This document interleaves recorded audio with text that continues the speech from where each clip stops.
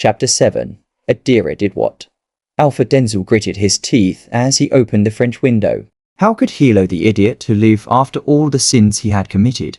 Weighing his options within seconds, he threw the dagger in the air, targeting Alpha Tristan's heart. However, the latter saw the knife from his blurry eyes and tried to dodge.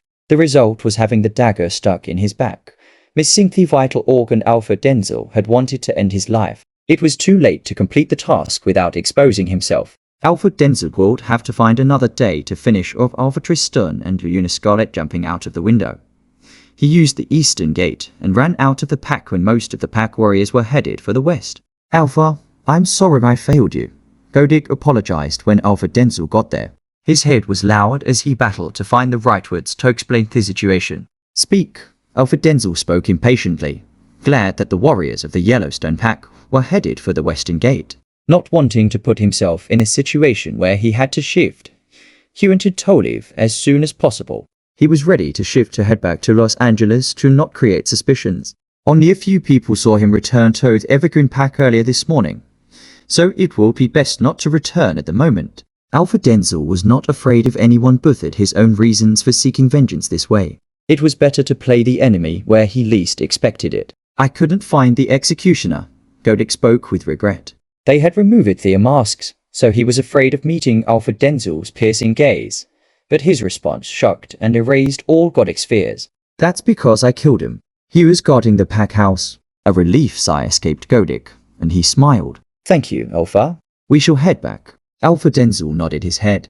There was no way they were all going to return together, as Alpha Denzel only loved his own company. All he had to do was find another opportunity to nail Alpha Tristan and Luna Scarlet permanently. They must have escaped today, but he was certain that he won't next time. Arriving at Los Angeles, he went straight to his manor and had a 3-hour good rest before going back to the casino. On the way, he made a few calls before calling Godic. Is the package ready? Godic didn't have to ask which package he was talking about, already knowing that it was the man whom he saw in bed with Luna Valerie from the picture. Yes, Alpha. I can send him to your office if you want. No need. Send him to the underground warehouse. Alpha Denzel instructed behind 2 heels of his Bugatti Centodiesi. Cornelia was just backing her car when she saw Alpha Denzel's car pull over. Getting down from hers, she hopped to his. Sir, welcome back. She opened the passenger side and was about to pick up his briefcase when he snarled, Don't. Get to the office and leave all appointments on my desk before I get there.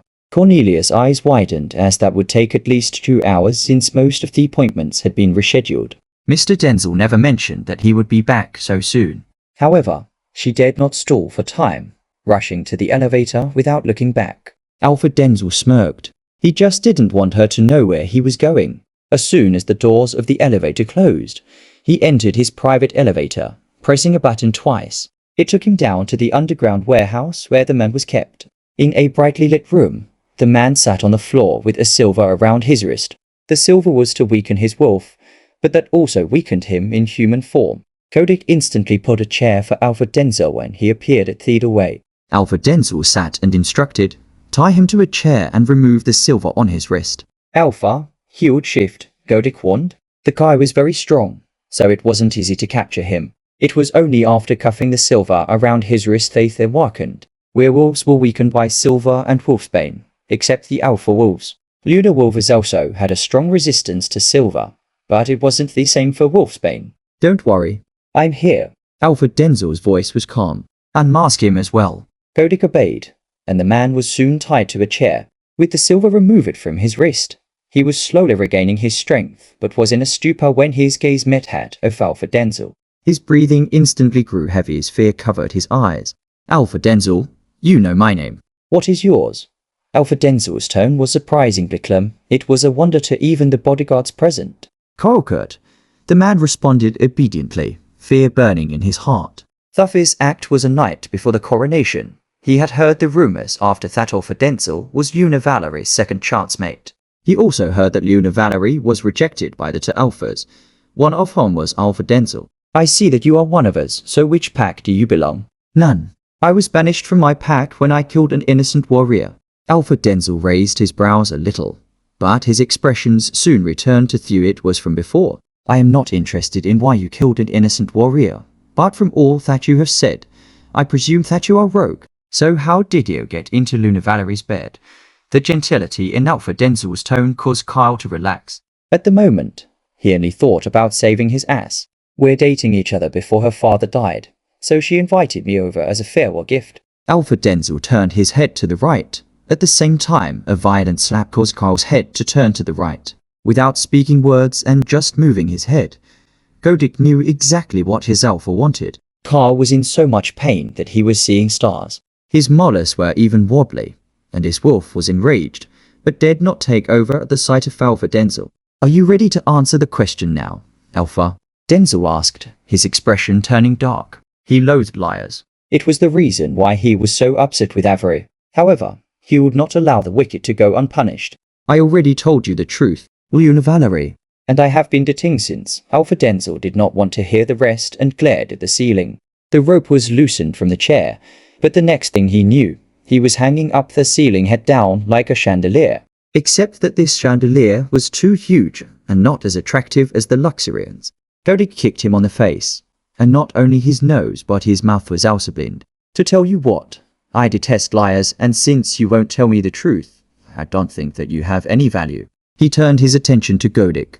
Finish him. When Kyle realized that his lies weren't being bought and Alpha Denzel had run out of patience, he decided to confess. After all, how would he get his reward from Alpha Tristan if he died? I will confess. I will tell you everything. Please don't kill me, he pleaded, his mouth filled with blood, dripping onto floor. His nose was worse. What are you waiting for then? Alpha Denzel maintained the same calm tone, but his phone began buzzing as soon as he said the last words. Checking the caller ID. It was an unknown number. Thinking it might be one of the new dons he was yet to get acquainted with, answered the call. Speak. An angry female voice raged, the impact heavy on his eardrums. Denzel, how dare you do this to Valerie? Are you crazy? You rejected her because you believe she cheated. You are just as evil as Tristan and Scarlet. Alpha Denzel was about to say something, but the aggressive voice was unrelenting. Then you brought her to your pack and injured her foot. How could you? I have met Valerie a few times, and she would never do the things she was accused of. Then what? You ordered your beater to torture her. If she dies, I will kill myself. Alpha Denzel felt like a tsunami was blowing inside his ears at the familiar voice that kept rattling on the phone. He was not upset with all that she said except for the last part. What did you say? Adira did what? His eyes were already red, his brows furrowing, and his voice turned chilly.